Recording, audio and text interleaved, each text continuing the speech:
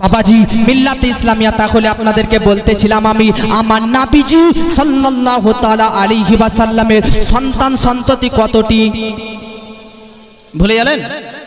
জোরে বলেন। তার মধ্যে মেয়ে কয়টি আর ছেলে কয়টি? 4 আর 3। নবীজি নিজের জীবনে ছেলে মেয়েদেরকে কতজনকে দাফন করেছে? কতজনকে? কোন মেয়েটা বাদ দিয়ে নবী তার সমস্ত ছেলে মেয়েদেরকে দাফন করেছে? ওই মেয়ের নাম হচ্ছে হযরতে ফাতিমা তাজ-জাহরা। জোরে বলেন। এ মুসলমান, নবীজির বেটি ফাতিমা তিনি একমাত্র ছাড়া নবীজিকে নিজের সব সন্তান সন্ততিদেরকে এক অপর পরস্পর বিরাদার দাফন করতে হয়েছে।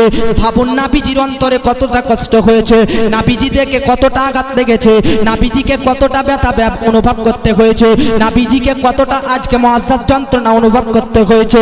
নবীজি সাল্লাল্লাহু তাআলা আলাইহি ওয়াসাল্লাম শুধুমাত্র এই ইসলামের জন্য নিজের ছেলে মেয়েদেরকে আজকে ইসলামের পথে বিলীন করেছে। এ মুসলমান, শুধু তাই নয়, এই ইসলামকে আপনার বাড়িতে পৌঁছানোর জন্য, আপনার বাড়িতে আনার জন্য নবীজি নিজের নওয়াসা ইমাম হুসাইনকে পর্যন্ত কারবালার মধ্যে রক্তাক্ত করেছেন। বেরাদার মিল্লাতে ইসলামিয়া শাহাদাতের বাশারাত দিয়েছে।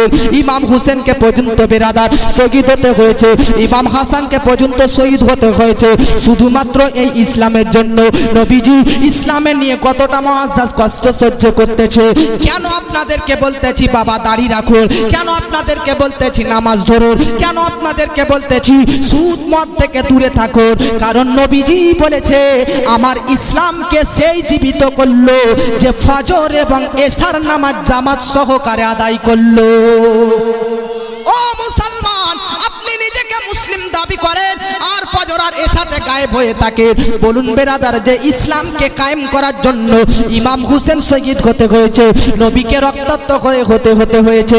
আজকে ওই ইসলামকে আমরা কতটা দুর্বল করে দিচ্ছি ভাবুন, ওই ইসলামকে কতটা আমরা পিছনে ফিরে দিচ্ছি। কত মুসলমানদেরকে দেখি ভাই যারা ঈদের দিন পর্যন্ত নামাজ পড়তে যায় না। মুআজ্জাজ 5 ওয়াক্ত দূরের কথা, জুম্মা তো দূরের কথা, ঈদের দিন পর্যন্ত নামাজ পড়তে যায় না। এই জন্য বলি বেরাদার, নামাজের দিকে ধ্যান দেন। আর একটা কথা মুআজ্জাজ জামাইনেকেরা, এইরকম সুদ মতো মুআজ্জাজ মদ থেকে দূরে রাখো।